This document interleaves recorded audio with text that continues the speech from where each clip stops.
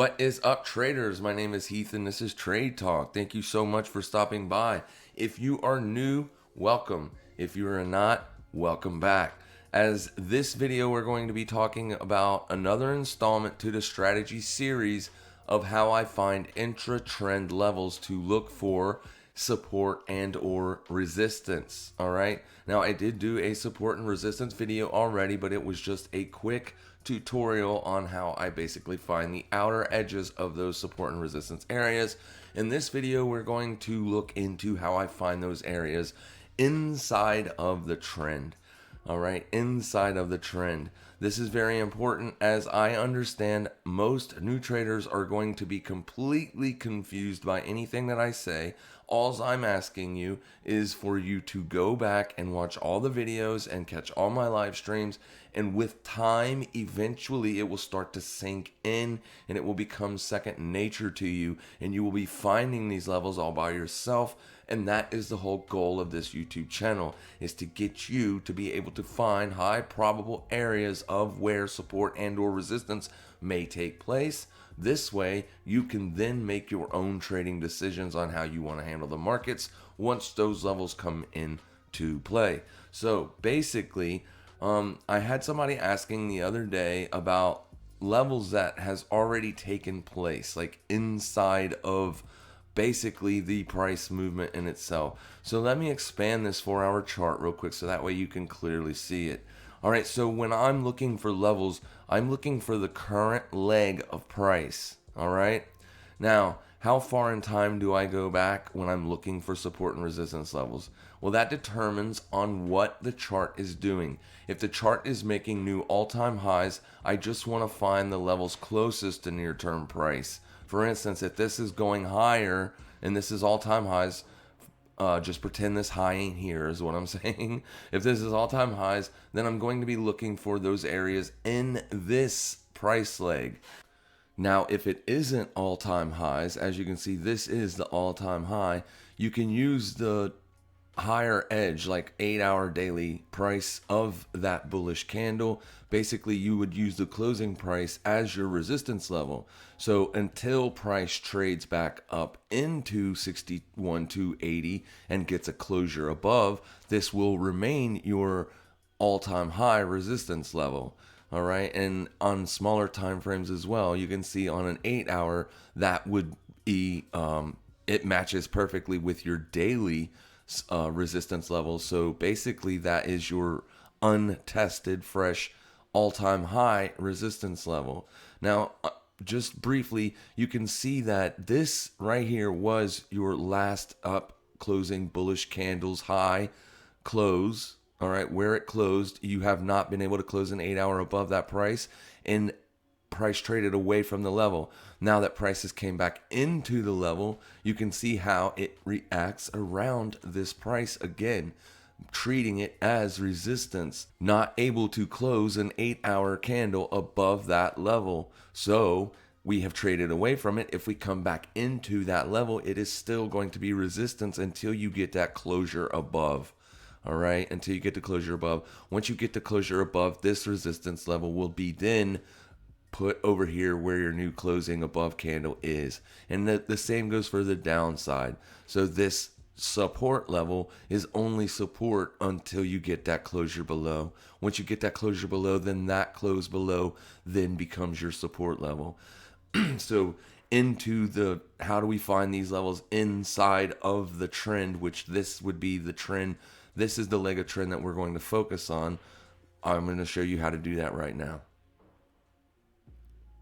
If the price has already came back and retested areas, or you're kind of range bound, when do I not look at levels? Well, I stop gathering levels when price has already either A, interacted with them, or B, trading outside of them. For instance, a level over here, yes, this was a very old support level, but you can see we traded through it, traded through it, traded through it, traded through it, traded through it. Is this going to act as support and resistance, support and or resistance in the future? It very well may do so. However, that's not the scope of this video. What I'm trying to do is show you levels that hasn't been tested, fresh, nice levels that price may or may not interact with. Remember, we are not fortune tellers on this channel. We are showing you high probable areas where you may find this type of interaction. So basically, what I would do in a situation like this is I would find a nice bearish candle, because we're clearly in an uptrend, right? This is an uptrend. The near-term trend is to the upside. So until we start making lower highs and lower lows, we know we want to look for areas of possible support. And what you do is you look for bearish candles in an uptrend. In a downtrend, you look for bullish candles to mark those levels. Simply because price found support in a downtrend and made it stutter step, essentially. And for some reason, that stutter step motion or that bullish candle close, there was a reason for that. And sometimes price will go back to test those levels for the same way that it tested at the beginning. I know it sounds very difficult, and I'm probably making this a complete and total confusing thing, but I'm going to do my best. So basically, you can see how you have this bearish candles close. So we'll mark that one first. All right, you could clearly see that this level was tested 2 times, right? You could consider that a test as well, as it did not test it flawlessly or even touch it. It was kind of close enough to consider it a test. As a matter of fact, it looks like it tested the high of that candle. So that's quite all right. Now, we don't use wicks as levels unless it's a target. All right, and I will get to that later. So basically, you can see how this level was tested. This level was tested. So the next time price comes back down into here, we're going to see if it reacts similar, as that can give you a trade idea. If you are closing 4-hour candles above the price point, you can look for bullish entries. Now, this isn't, since you're trading at close to the highs, you're not looking to take an entry and hold it for 6 months. If you're looking for like a long-term trade, then you need to go to a weekly chart and find weekly levels. Like, for instance, down here would be a weekly level. Do you see where I'm getting? You get to pull it back down here, then you can look for possible buying entries heading to the upside. Basically, I would watch that level first. Now, why this one and not this bearish candle? Well, simply because this was the last bearish close, all right? This was the last time price closed down here at this level. You can mark the close of that candle if you wish. I always just use the top because I've been doing this a long time, and I automatically know that that area is also important. All right, you can do it however you want. I just usually mark the top of the candle, because if we get a close beneath the, not the top, but the opening price of the bearish candle, then chances are we're going to test the closing price as well. And in this circumstance, where it's actually like a bullish pin or a bearish pin bar, looks like bullish pressure or whatever people want to call these things, then you don't have much of a body to work with. So basically, that's why you go into longer or higher time frame charts to find more suitable areas. So basically, we know that price is going to react or possibly react to this area, and we could possibly be looking for longs, possibly targeting your next high or your highest high from where the level is currently at. So you're basically looking for a 2-to-1 risk to reward. You want to, like, say you would put your risk underneath or your stop loss underneath this wick if price doesn't take that wick out and it closes back above, or you can use that current candle and you would be targeting this high.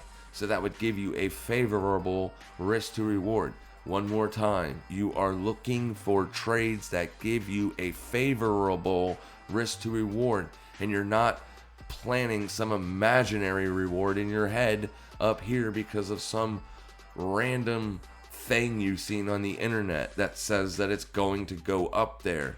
All right, so let's go into a bigger time frame and see what we can find on an 8-hour chart. All right. Now, we know we're looking for bearish candles, right? And we would much rather look for bearish candles levels that have not been tested. So we could put a line on right there because that is your bearish candle. But if you take a gander over here, you can see that this level was tested multiple occasions. All right. So that's not exactly the strongest level that I would want to find. I would love for price to get underneath these wicks. So I would choose this level instead. All right. This level right here instead of this level. Now, price may stop there. It may. Like I said, we can't predict what price is going to do.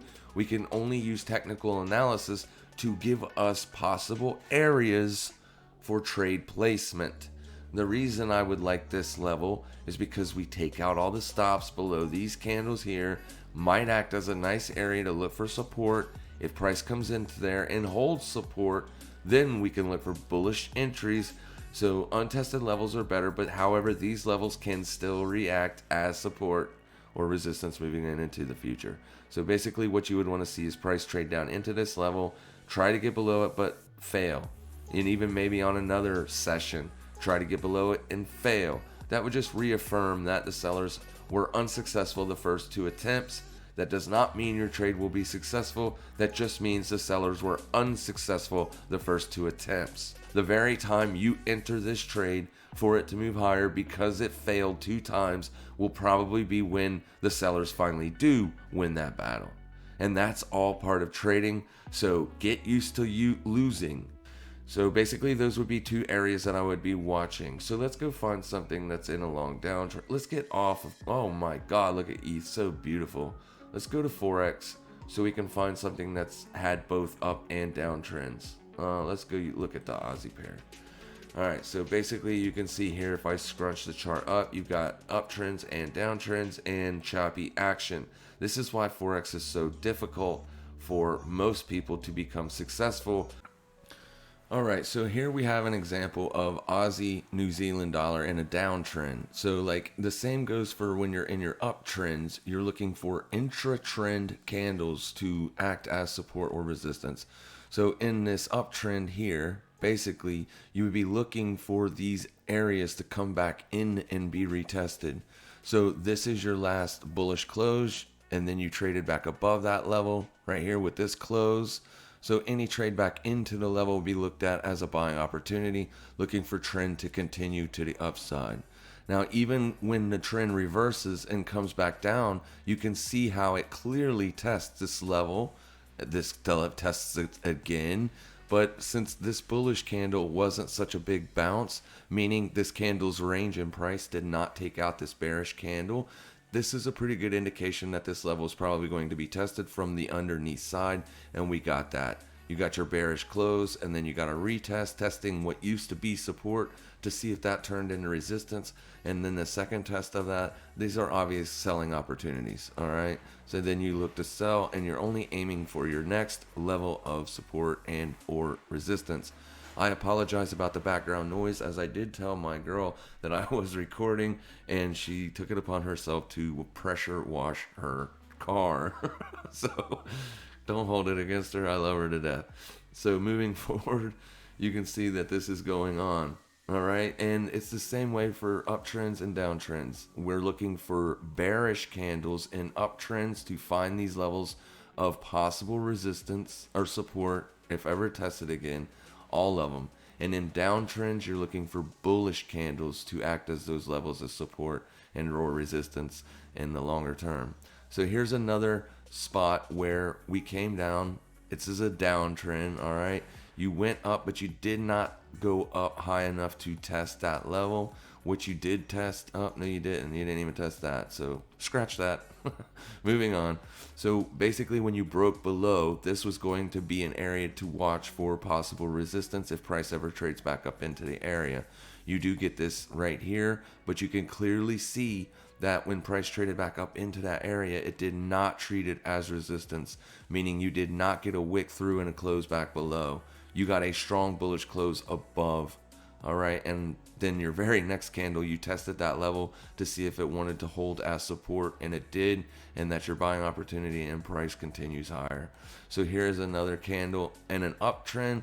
We would put the bearish opening price of the bearish candle. We'd be looking for if price gets above this level for retests. This candle retested it. This was your close above the level. Then the very next candle, you also got to close above. So anytime price trades back into this level, we're going to be looking for that to hold a support. You can clearly see here that it did hold support. It even traded up very far away from that level and came back and retested that level for support again. And you can see how it reacts. All right, we're just remember this, guys. These levels don't always work. Every strategy out there, there's not one strategy that is 100% effective. I can only teach you the levels, teach you what I'm looking for, and kind of give you a brief description as to why. All right, so downtrend, bullish closing candle, right? This would be your area. You traded back below it, right? Came back in to retest, but it did not treat it as resistance. It busted right through and closed above. Now look how that level held as support for multiple sessions. You could not get an 8-hour closure below that level. Now, this would have stopped most people out that were trying to get long against this level, as this was just one of those circumstances where price just basically made everybody believe it was going to go higher, and then you got your stop out. But initially closed back above, so this is a buying opportunity until you get that close below. And you can see what happened. All right, so this is also, the strategy absolutely does work for swing trading as well, guys. Absolutely does. So I think you pretty much got the point, and I'm gonna go ahead and call it here.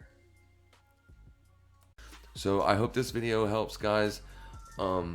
Thank you so much for tuning in. If there's something that I can do to make your experience better, please let me know down in the comments section below. I am putting a video right now up in the right hand section of the screen for you for the last support and resistance level. If you are new to the channel and you have not checked out that video yet, please go do that. Also, if you are wanting to know how to get beside of me and trade beside of me every single day of the week, there are links in the comment section, in the description of this video. Apologies. There's a link for the Conquer CTM course, which gives you access to a Discord link with over 2,000 people. And then I also have a Trade Talk Discord link that I just made, but you have to go through Patreon to get to that if you want to be a part of that. I am not selling this to you at all. It doesn't matter to me what you do. I'm just giving the information for the several emails that I have received asking the same question that I'm telling the answer to right now. And of course, I want to thank my channel members and Patreons for supporting the channel. It means so much to me. Thank you so much, guys. I truly love you all. And make sure you all trade safe. Make sure you trade smart. And happy trading, everybody.